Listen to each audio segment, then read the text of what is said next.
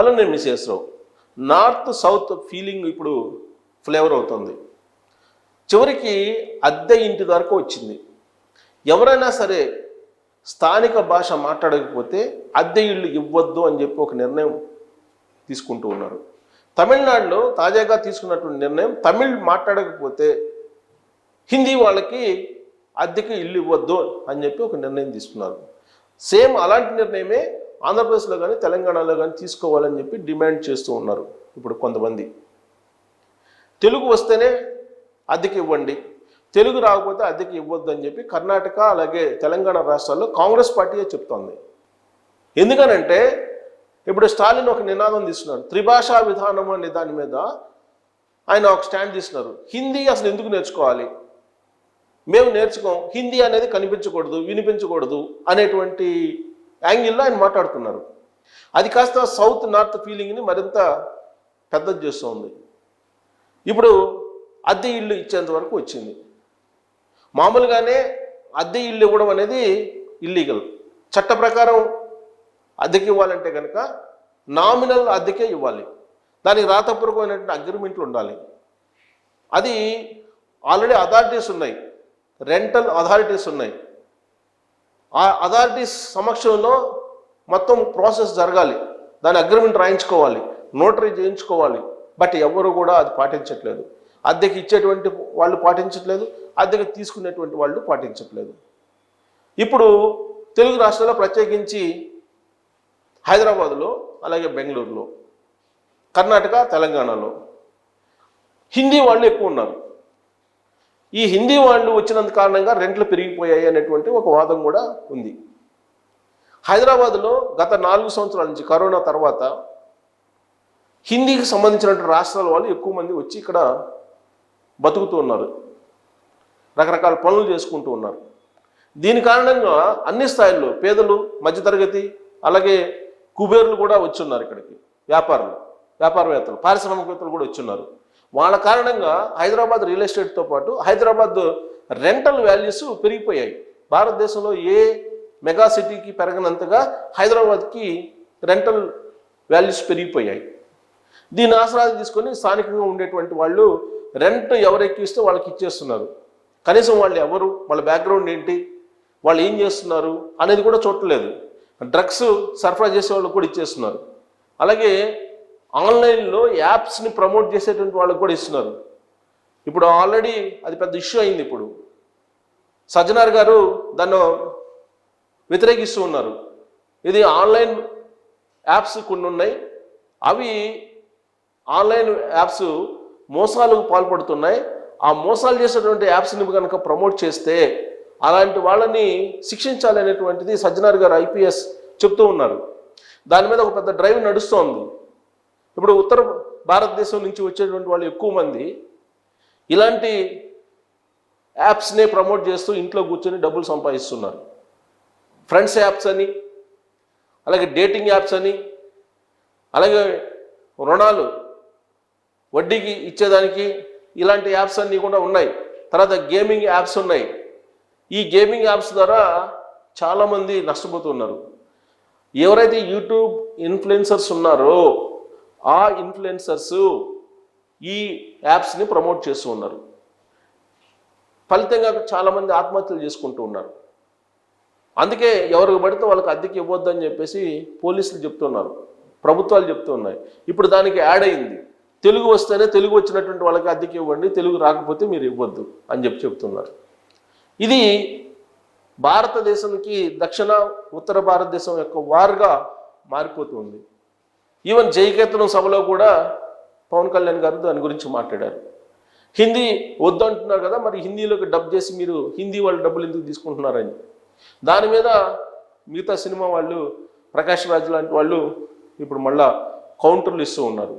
ఒకప్పుడు ఉత్తర భారతదేశం పెత్తనం సాగుతుందని చెప్పినటువంటి పవన్ కళ్యాణ్ గారు ఇప్పుడు హిందీని వెనకేసుకొస్తున్నారు అని చెప్పి మాట్లాడుతూ ఉన్నారు.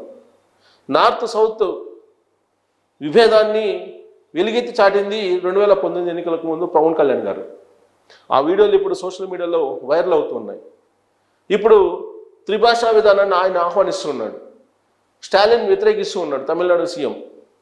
అలాగే తెలంగాణ ప్రభుత్వం కాంగ్రెస్ది, కర్ణాటక ప్రభుత్వం కాంగ్రెస్ది, వాళ్ళు వ్యతిరేకిస్తున్నారు. ఎందుకంటే త్రిభాషా విధానం, జాతీయ విధానం అనేది ఉండకూడదు.